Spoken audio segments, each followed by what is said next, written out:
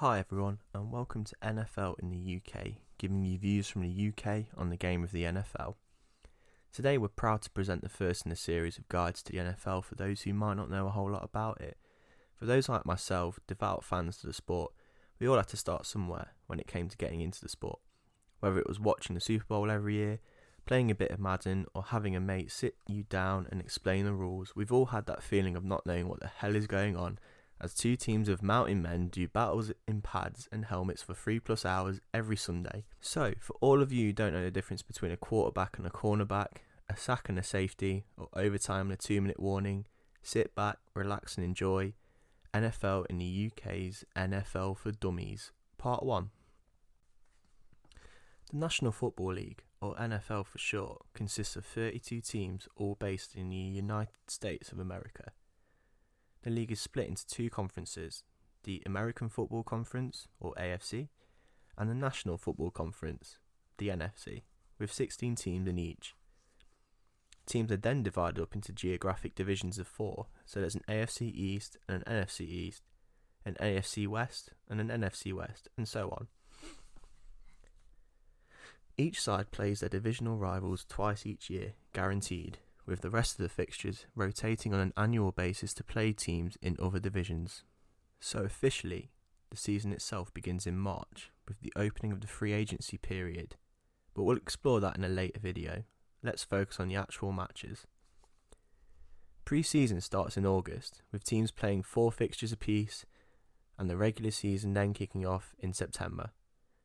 Each team plays 16 games at a minimum every year, with the top sides in each division heading to the playoffs, along with the 2 teams with the best records in each conference also heading to the big games. January is playoff season, a time when a team could play as many as 3 extra games. There's wildcard weekend, which sees the 3rd to the 6th seeds play each other, before the divisional round the following weekend, where number 1 and 2 seeds from each conference get involved to play the remaining teams. By this point, there are just 2 teams left in each conference, and they then duke it out for the opportunity to represent their conference in the biggest game of the lot, the holy grail of the NFL, the Super Bowl.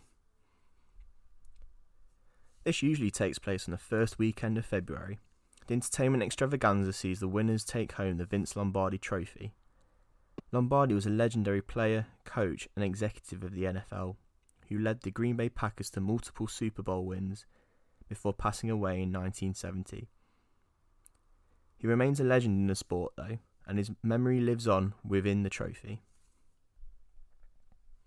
The Super Bowl in many ways transcends the sport itself, drawing in hundreds of millions of viewers across the states and around the world, with many tuning in solely for this game every year.